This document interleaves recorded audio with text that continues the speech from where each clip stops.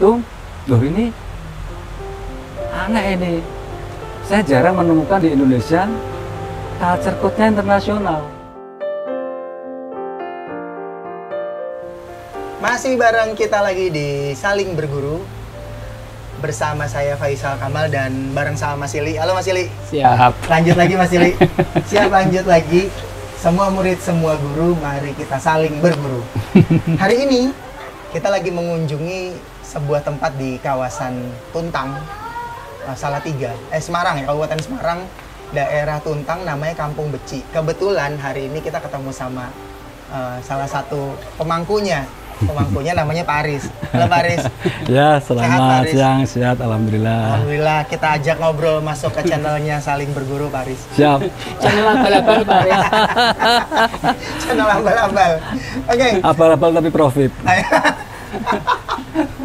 Oke, Pak Aris ini kami kenal dulu seorang kepala sekolah atau pemangku sebuah lembaga non formal di daerah Salatiga.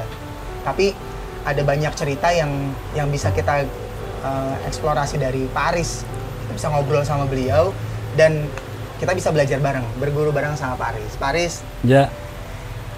ada beberapa hal yang mungkin saya tanya satu persatu, tapi pertama saya izin Pak Aris cerita tentang Pak Aris, profilnya sama profesinya apa sekarang Pak Aris?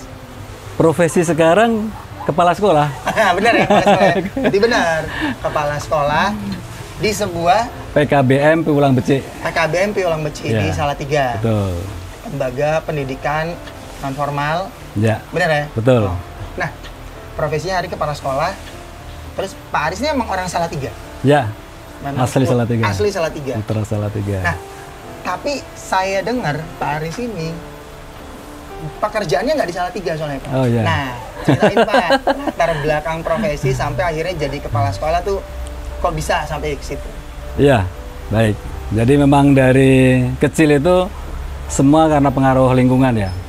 Jadi lingkungan tetangga saya itu adalah guru, kebanyakan guru. Dan anak-anaknya itu pada sekolah di luar. Ada yang di luar negeri, ada yang bekerja di luar negeri. Nah, itu 4 SD ketika saya sholat Jumat itu, anak-anak pada berkata, oh itu loh, Mas Dandung sekolah di TB, anak buahnya Habibie. Sejak saat itu langsung saya pengen ke sana. Oh, Mas Dandung ini sopo? Itu anaknya kepala sekolah, Oh. satu keluarga itu ITB semua, yang tidak satu UGM. Jadi ada 6 bersaudara. pinter semua berarti Mas ini. Orang-orang hebat. Orang hebat semua. Nah, itu terus akhirnya saya sering mengunjungi rumahnya untuk bertanya dan sebagainya. Iya. Terus akhirnya alhamdulillah ke Bandung, telah lulus, saya lanjut terus di Jakarta sebagai banker, kemudian di Batam di Astra Microtronics, kemudian masuk ke Singapura, terus jadi global staff. Global staff. Ya, global staff. Dan yang saya sukai sebenarnya ini, bahwa di luar itu sangat berkembang namanya trust, autonomy, sama innovation. Wah. Jadi kalau ada awalnya itu semua ternyata trust. Jadi saya diterima tuh karena mereka trust. Iya. Kemudian kita diberi otonomi, diberikan suatu kemerdekaan untuk berkarya. Padahal itu perusahaan. Dari situ akhirnya keluar banyak innovation. Inovasi itulah yang kemudian kita kembangkan terus. Hubungan mutual ini sangat menyenangkan. Nah, hingga suatu saat saya memutuskan untuk pulang karena saya rindu orang tua sebenarnya. Oh gitu. Mas Aris kondur tahun piro ki, Mas? 2012 ya. Nah, inilah Udah berapa tahun di luar itu? Kerja di luar? 12 tahun Mas Ili. 12 tahun. Di Singapura 6 tahun, 6 tahunnya di Timur Tengah. Sampai 2012. Ya. Jadi 10 tahun di. Ngake. 12 tahun. Apa sih? Ngake. Kalau orang Jawa bilang ngake. Mengeras. 12 tahun nih, Sah. Profesional di luar ya. Profesional. Keren. Apa pengalaman yang bisa diserap dari kerja di luar dan kenapa kemudian memilih pulang? Alasannya apa? Ya. Di luar itu setiap negara itu ada culture dan culture mereka itu bagus. Saya di Singapura itu belajar culture tentang trust. Jadi justru orang Singapura itu trust. Saya orang Indonesia yang tidak pernah memegang alat seperti IBM mainframe dan alat-alat besar karena 12 tahun saya tidak pernah menyentuh Microsoft dalam kerjaan saya. Semuanya proprietary. Jadi DevX, VMS, AS400, mainframe, Sun Solaris, dan alat-alat yang proprietary. Tapi mereka trust bahwa ketika bertemu dengan saya, mereka bilang kamu bisa. Nah itu menjadi, ternyata ada orang yang asing bisa percaya sama kita. Ya. Dan ketika dia bilang bisa begitu percaya, saya juga percaya sama mereka. Nah itulah yang hal-hal yang menarik. Dan kemudian pindah ke Dubai, ke Saudi, Bahrain dan sebagainya, keluarga ikut semua. Itu semua tentang trust. Ya. Dan itu mengembalikan saya kepada apa? Memori saya tentang masa kecil bahwa di Indonesia itu sebenarnya sudah ada kayak gitu. Ya. Nah, tinggal kita dikembangkan dalam bentuk yang profesional. Oke. Oke, menarik, menarik. Ngomongin trust kan kita sempat bahas beberapa kali di sesi sebelumnya, Mas. Yeah. Akhirnya ketemu lagi sama Pak Aris ngomongin trust. Yeah. Rada profesional terus ke kepala sekolah nih gimana ceritanya Pak Aris? Ya kan Mas Ili tiba-tiba profesional 12 tahun pulang ke Indonesia jadi kepala sekolah, keputusannya. Ya, jadi ketika saya pulang, tanah itu langsung saya beli ini tahun 2012 pas puasa. Pas oke. begini nih. Jadi saya pulang itu sehari sebelum puasa. Terus pas puasa ada yang memberitahu, saya begitu lihat saya bilang, saya juga aku percaya tempat ini kok enak gitu. Terus saya bilang langsung, yang pemiliknya siapa? Mau ke sana kapan? Ya sekarang. Terus langsung Orang punya duit kan sembarang. Iya, pulang Dia ke datang negeri punya aja. duit, lihat tanah itu ya nggak tahu bagus, nggak tahu jelek ya hajar, mau Hajar. punya duit, beli kan. Dan itu saya langsung ke sana, saya baru bilang istri. Setelah oke semua baru bilang istri, ya aku beli tanah. Oh iya. Oke. Nah, habis itu saya ingin membangun trust. Membangun trust. Ya, saya membangun trust di tanah ini dengan petani, dengan pekebun dan sebagainya. Ternyata setelah 12 tahun di luar, saya mengalami culture shock. Culture shock. Culture shock terhadap negara sendiri, tanah airnya sendiri, Wah, orang seru sendiri. nih. Bagus banget ini. Loh, kok saya bisa? Padahal saya kecil dari sini, kenapa saya tidak bisa membangun trust terhadap orang-orang di sini? Saya kok tidak bisa membangun trust mereka kok nggak trust ke saya. Ya. Nah itu menjadi sesuatu PR yang besar bagi saya. Ya. Hingga suatu saat saya ketemu Mas Ili di rumahnya Mbak Septi. Oh, Salatiga. Ya ketika saya main ke sana, itu sama anak-anak itu kan sebenarnya apa ya, katrok, tapi katrok tidak, nggak desa gitu loh, nggak pernah naik delman. Katrok gitu. global. Katronya internasional sebenarnya. Ayo naik delman itu seneng banget. Oh Naik iya. delman.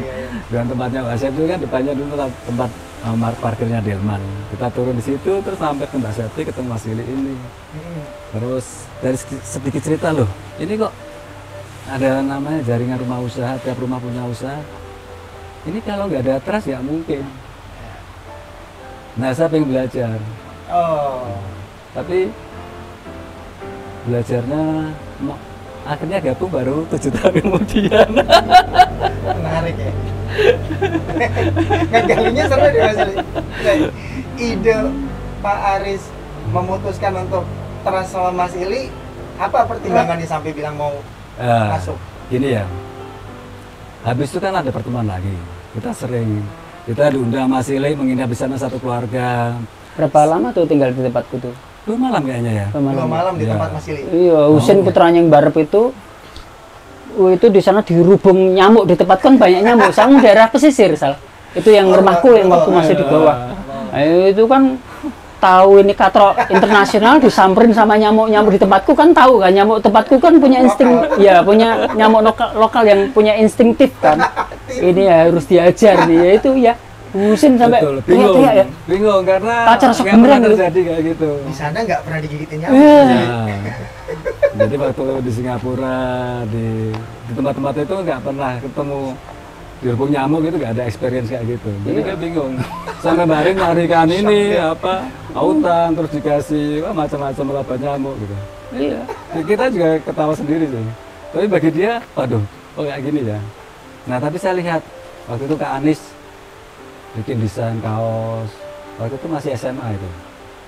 Terus yang lainnya, loh ini kok, oh ini bagus ini. Dan ketika saya lihat, jadi waktu saya di Singapura itu, kita wajib belajar tentang culture code-nya setiap perusahaan ataupun negara. Jadi ketika kalau mengunjungi Dubai, ketika presentasi itu orangnya begini-begini. Kalau di Indonesia seperti ini, apa yang harus kamu utarakan, nanti ada latihannya. Kalau bekerja sama IBM begini, sama HP seperti ini. Jadi mereka udah culture code-nya tahu. Sehingga kita ketika bareng itu udah tahu. Dan saya melihat culture code yang di JRU itu, loh ini aneh ini. Saya jarang menemukan di Indonesia culture code-nya internasional. Tetapi orang yang di situ tidak pernah merasa internasional gitu. Lebih. Kalau culture internasional, berarti ada culture lokal ya, gitu. Oh, mungkin gitu kali ya. Nah, kan jadi kayak gitu. Saya sendiri mengalami culture code ketika pulang ke Indonesia, tapi di JRU kok loh. Ini kan seperti perusahaan-perusahaan ketika ketemu Google, ketemu IBM, ketemu Johnson Controls, Schneider Electric, ABB, mereka punya culture code yang profesional, trustnya dibangun, kemudian otonominya itu ada, dan mereka semua berinovasi. Nah, itu yang akhirnya saya mengejar terus hasil ini. Atas dasar itu. Atas dasar ini karena ini yang saya cari, dan ini di Indonesia, dan saya tuh orang Indonesia. Sejak saat itu saya sebenarnya tidak menawarkan partner atau kolaborasi, enggak. Saya bilang sama Sili, saya mau jadi muridnya. Oh, udah minta untuk jadi murid 2012. Oh iya, saya jadi murid Mas. Tambah lebih lagi. Lebih lagi. Jadi murid. Nah, karena saya merasa benar ini saya mengupayakan ini kok nggak bisa. Ya, kalau pengalaman saya gini, maksudnya gini, pengalaman itu bisa jadi jebakan. Kalau saya bahwa kebaikan itu nanti baliknya ke tulang becek atau kamu becek ya.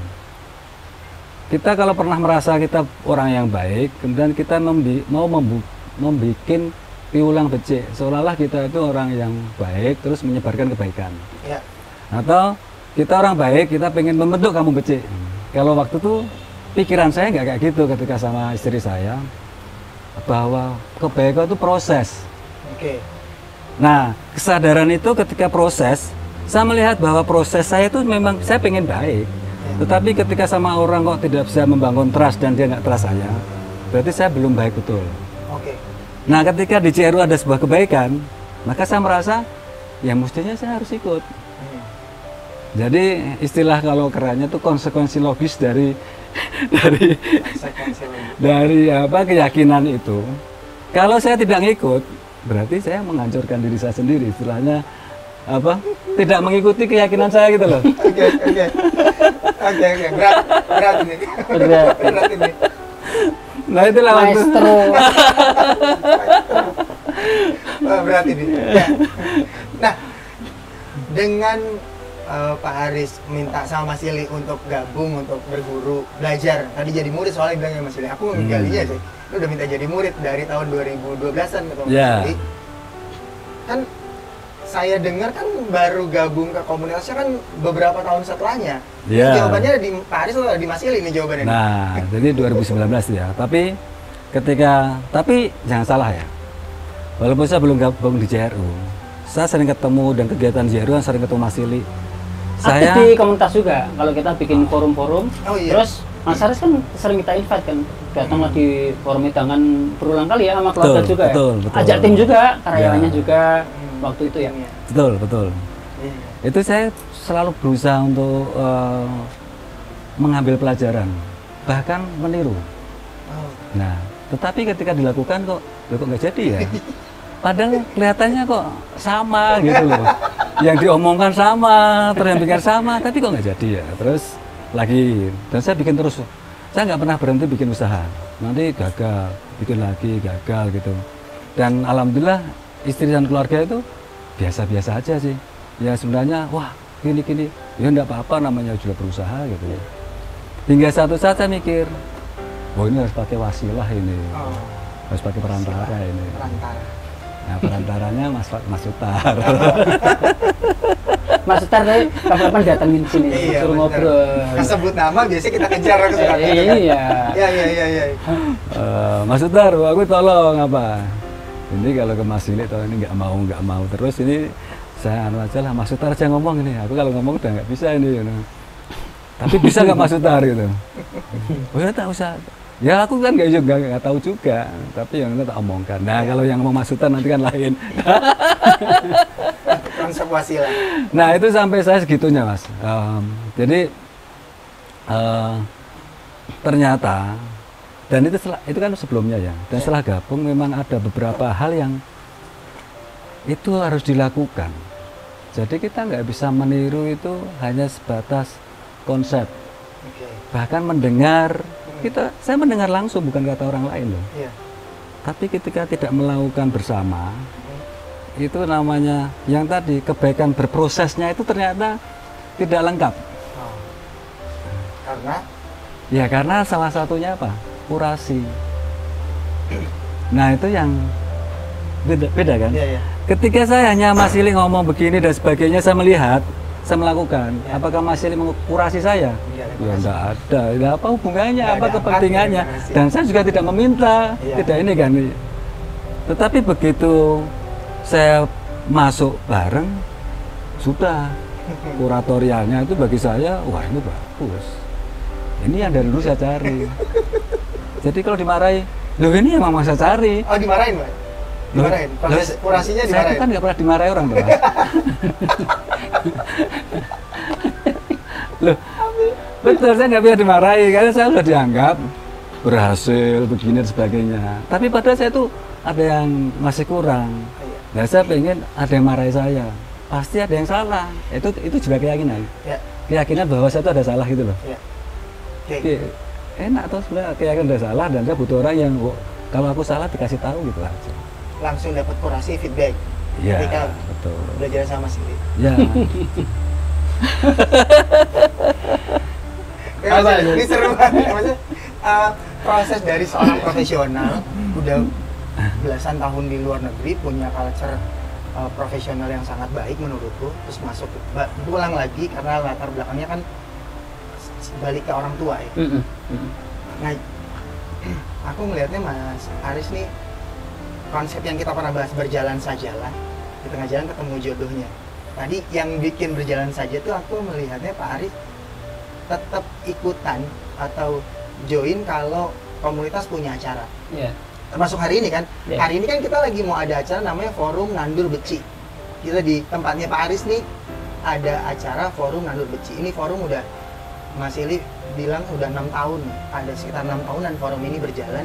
Dan hari ini kita kumpul di Kampung Beci untuk sekalian buka puasa bersama. Yeah. Forum Nandur Beci. Nah, Mas Aris punya Piulang Beci nama sekolahnya. Iya, Tempat ini namanya Kampung Beci. betul.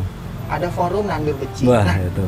Pak Aris nih, Pak Aris, ini beci diceritain dulu nih, beci sama ada piulang beci, ada. Ya, nandur beci sama itu memang saya ingat almarhumah kakak saya waktu itu kan. Jadi ketika tahun 2018, Husein itu kan nggak pernah sekolah di mana-mana. Ya. Sampai 2017 akhirnya kakak saya punya PKBM. Terus, "Wah, kamu ikut PKBM aja," karena dia di PKBM aja nggak diterima itu. Oh, Husein. Jadi anak-anak itu ketika pulang sekolah formal, masuk sekolah formal, sekolah favorit nggak diterima. PKBM juga nggak diterima, saya bingung loh. Terus apa salahnya ini anak-anak ini? Apa salahnya kita? Padahal kita aja tetap belajar gitu. Terus dan mereka nggak sekolah semua, benar dalam arti literary nggak sekolah, hanya bermain sepeda aja. Setahun ibu saya sampai ini anakmu dibawa kemana? Dibawa kepada kebaikan. Nah, jadi setiap ada yang menanyakan itu saya selalu kita mau bawa kebaikan. Nah, walaupun kita belum tahu terseok-seok berbuat baiknya masih ada yang salah dan sebagainya, tapi kita punya keyakinan bahwa ini harus baik. Mereka menuju kebaikan. Nah, itulah kemudian menjadi becik. Beci itu artinya kebaikan. Kebaikan. Jadi ketika ada piulang becik, kakak saya tanya, "Yuk bikin PKBM." Dia yang antar pertama kali ke notaris, bikin aktenya, terus ke Diknas, caranya bagaimana. Namanya apa, Riz? Piulang becik sudah. kamu dapat wangsit dari nenek ya? Enggak. Oh, Kok bisa Tahun gitu? berapa Mas Aras bikin pialang beci itu? 2018. 2018. Rumah Beci 2016. Berarti udah becinya ini udah jodoh ini ketemu ini nunggu waktunya. 18 pialang beci lahir. Ya, dan piulang itu kan bukan hanya pengajaran sebenarnya, mengajar, terus juga sebuah proses. Ya. Terus Kampung Becik ini ketika 2019 gabung sama Mas Ili, 2019. dan kita langsung menganggap sama istri, saya diskusi sama keluarga, terutama ibu ya, sama ibunya saya, ibunya Adik Yuda, ini mau saya wakafkan saja untuk bertiga sudah. Siapa? Mas Ili, Mas Sutar sama saya. Jadi ini sudah menjadi miliknya Mas Ili, Mas Sutar sama saya. Keren toh Sal. Jadi sudah minta gabung satu. Iya.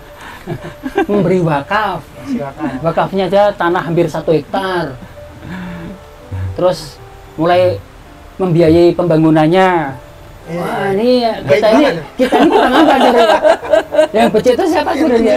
Sebenarnya. Iya, Pak Haris. Pak Haris, apa dasarnya Pak Haris melakukan beciknya sebanyak itu, sebaik itu? Ya itu tadi, saya pengalaman dalam bekerja profesional saya itu trust. Jadi ketika saya melihat Mas Ili itu percaya dulu sama saya. Ya.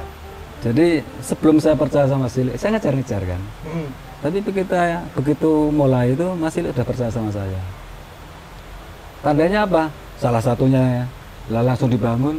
Padahal ini semua masih namanya masa saya. Sertifikatnya tidak ada. Ini gini ya. Kalau di luar itu ada namanya gentleman agreement. Gentleman agreement. Ya. Jadi ada namanya kontraktual. Jadi yang kontraktual itu kalau di dunia profesional itu kalah sama gentleman agreement. Oh gitu. Jadi ketika saya sama direktur atau perusahaan yang lain, begitu gimana kita akan melangkah seperti ini, oke? Antara aku dan kamu ya, antara gentleman ya. Nah, itu begitu sudah sampai segitu, itu nanti kontrak itu tinggal datang lawyer, datangkan ahli-ahli untuk membuat kontrak seperti yang sudah diucapkan. Jadi bukan kita digerakkan dari kontrak dulu, kemudian kita memenuhi kontraknya legal namanya legal standing atau legal ini kan. Bukan, malah justru gentleman agreement-nya dulu, karena gentleman agreement itu antara 2 person. Nah, yang itu yang saya dapatkan di Jeru, yang saya dapatkan dengan Mas Ili dengan Mas Sutar. Jadi bukan antara piulang becik dengan Jeru, enggak. Kalau gitu saya nggak mau. Bukan sebagai kelembagaan, tapi secara personal. Ya mestinya yang kita bangun kan manusia, dan apa gini, di Jeru itu yang dibangun manusia. Ya. Jadi sistem itu ya manusia itu. Ya. Dan itu kan sebenarnya kalau saya lihat di luar, di mana-mana saya waktu kerja itu saya diperlakukan sebagai aset yang luar biasa. Kamu harus tinggalin seperti ini, sekolahnya anak-anakmu seperti ini dan sebagainya. Dia mementingkan saya. Ya. Jadi yang lain-lainnya nanti klaim dan sebagainya itu langsung aja, mereka trust aja, nggak pernah diselidiki sampai kayak itu, nggak pernah. Nah, ya. Nah itu yang, Trust, ya itu yang saya menemukan seperti apa? Ya ini sebenarnya yang Indonesia banget. Kultur. Iya. Tapi kok kenapa munculnya bukan muncul sebagai keprofesionalan, tapi hanya muncul sebagai romantisme. Jadi ketika orang berkumpul baik itu munculnya bukan profesional, tapi yang ngumpul-ngumpul baik-baik, tapi kalau kerja kok nggak profesional gitu loh. Kan aneh kan? Orang baik berkumpul, tapi kalau kerja kok malah nggak profesional.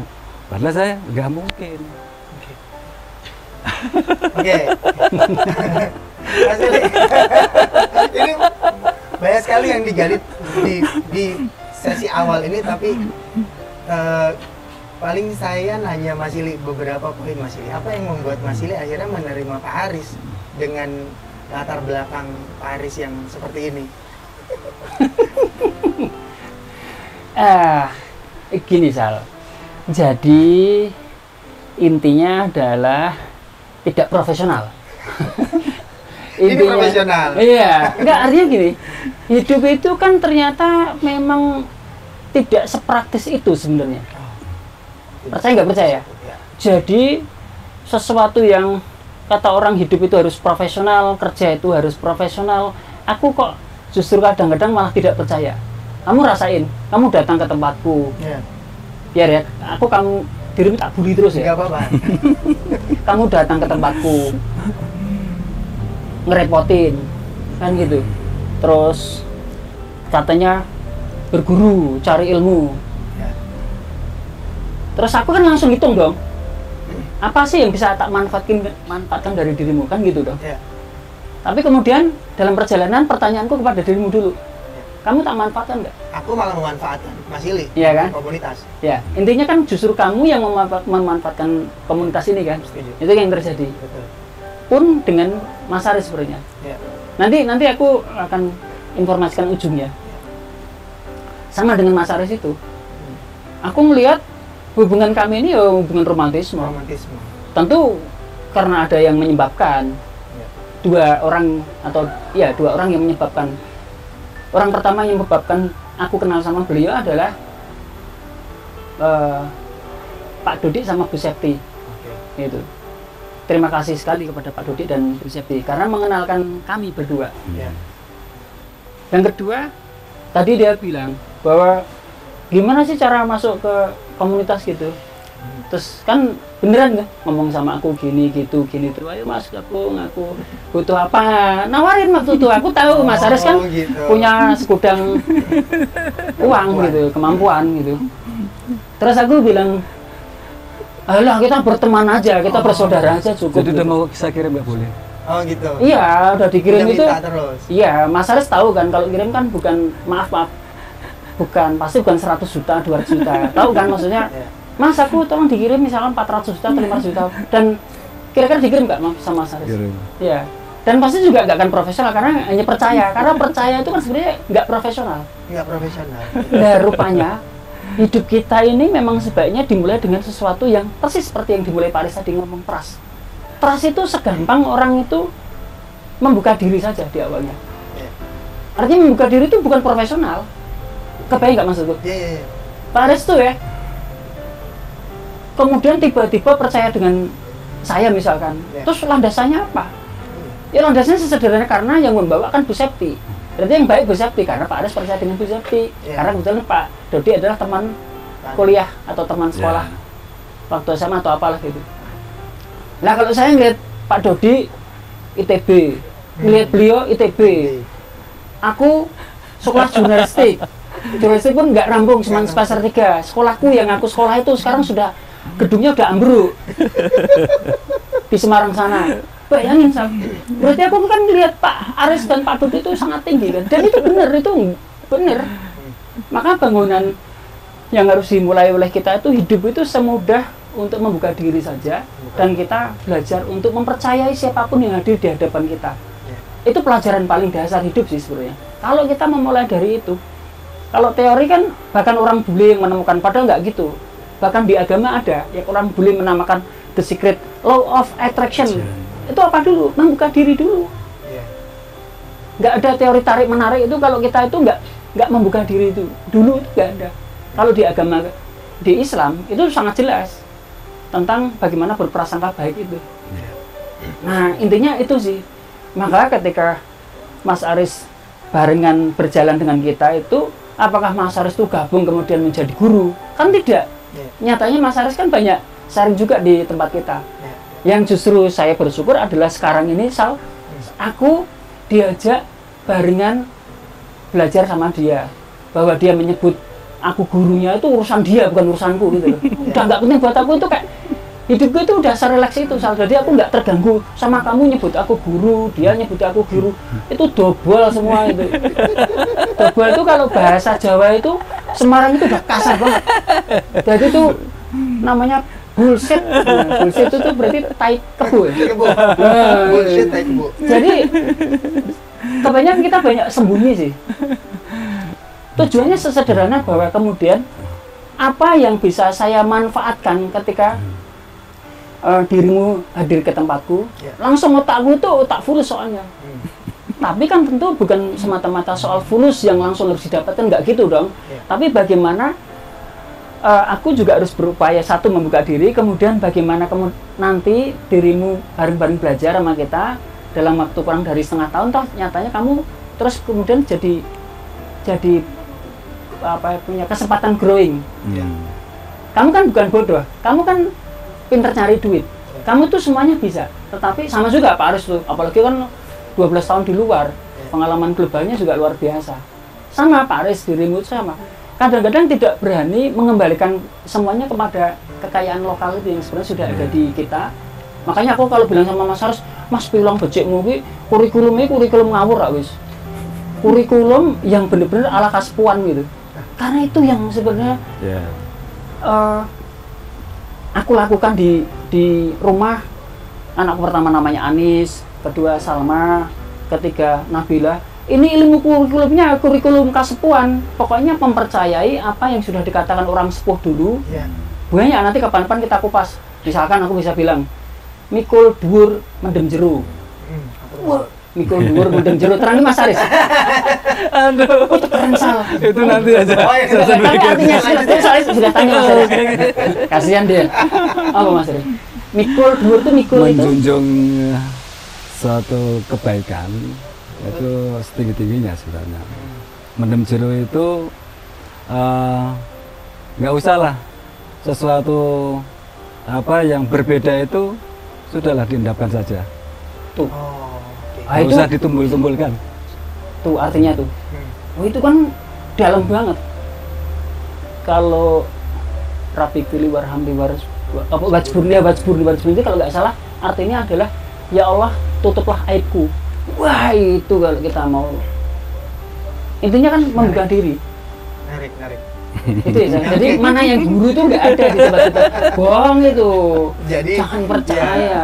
Pak Aris bilang berguru sama Mas Ili, belum tentu kenyataannya berguru. Ternyata kebaikannya banyak dari Pak Aris setelah dia bergabung sama komunitas itu. Oh, pasti baik dia. Wong saya sekarang masih manggil aku guru ya itu urusannya Mas Ili. Wong saya sekarang digaji asal didorong becek aku pura-puranya jadi apa Mas? Jadi penasehat, konsultan. Dibayar aku profesional.